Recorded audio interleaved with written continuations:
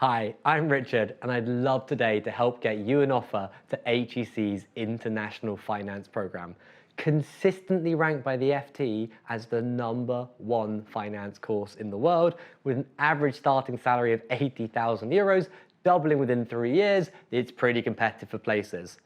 But to us, that's nothing, because we've helped our candidates get a 76% acceptance rate. That is over 5 times the average acceptance rate of 19% for this course. And for the first time in today's video, we're going to go through how we've achieved these fantastic results for our wonderful students. Now, quickly on the how to get in, we need to look at the entry requirements. This course does require a 2.1 or equivalent. That's a 3.3 GPA in the American system, although realistically, given the competition for places, you should be looking for a first class or close to a 4.0 to be competitive. HEC are very broad-minded about those who have a lower grades, but you'd have to have some very good work experiences or maybe even another master's in order to do so. So working with a specialist such as myself or one of my team can really help you to have the right narrative to show that you are a superstar and not someone who is behind the curve. There's also the GMAT with a very high score on average of 710 on the GMAT, or that's a 655 on the GMAT Focus. You can also take the GRE and other courses, but we do recommend putting at least 10 weeks of prep in to get that course score that you need to be competitive. Again, they say there's no minimum score, but they're only 10 marks off on their average from MIT and indeed Oxford University, which shows you how competitive it really is. How then are we going to get you in? Well, as always, you want to be, for a finance course, focusing on your career. What specific desk are you going to be sitting in which department? FX trader within the MENA region under the supervision of Gina Goldsmith, specializing in certain currencies or derivatives. We want those specifics, and it's the specifics will get you in. The amount of optionality in this course is unbelievable.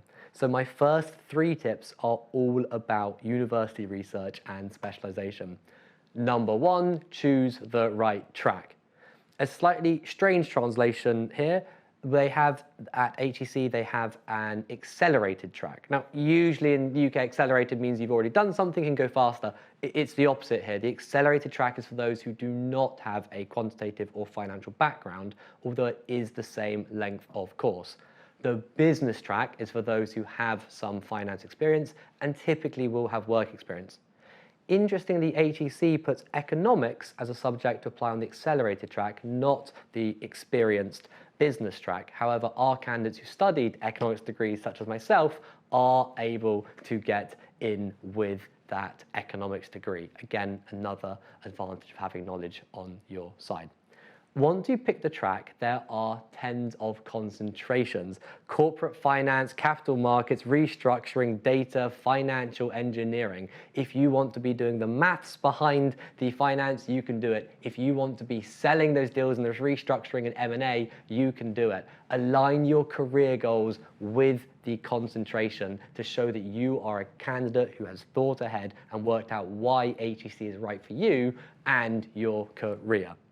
You can go even further. There are, I think, over 89 electives on this course. It really is the Build-A-Bear of a degree, and I love the amount of customization. These aren't just modules across all sorts of different subjects. Many universities claim to have hundreds of electives. No, they are all relevant to finance, business management, and economics, and I would find it very difficult to choose.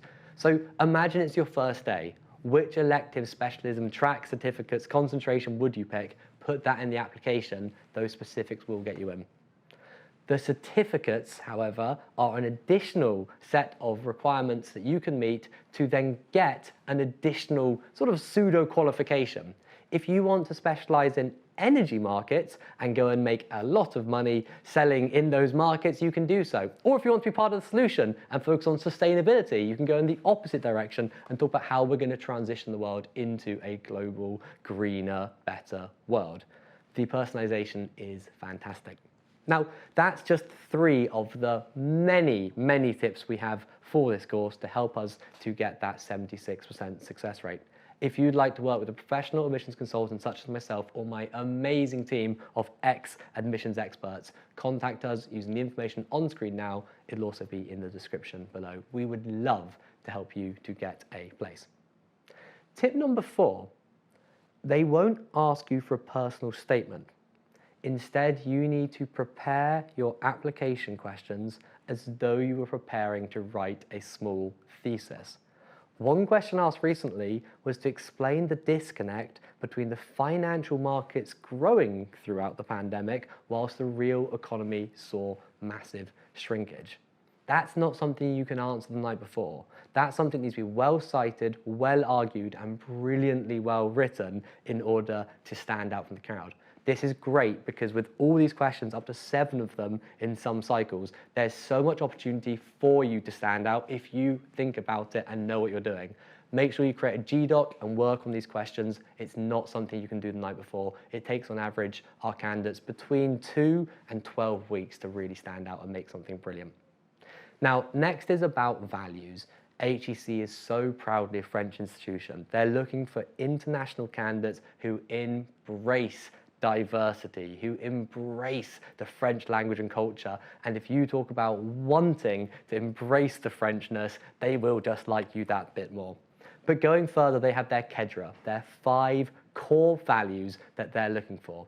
You want to come across as presidential and align yourself with their values. So talk about diversity and evidence when you have helped people to fit in and integrate. Talk about excellence, not just saying you're excellent, but specific grades, achievements, rapid promotions that you might have had. These are what get you in. Lastly, it's a long application process, this one. Lastly, there are the alumni interviews. Not 1, but 2 of them.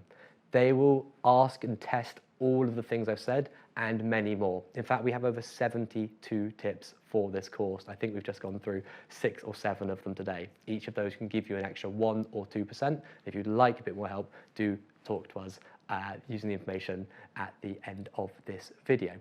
In those alumni interviews, they are going to be challenging you on your values. They are going to be challenging you on your career plan, on what you have set out of your vision for the future.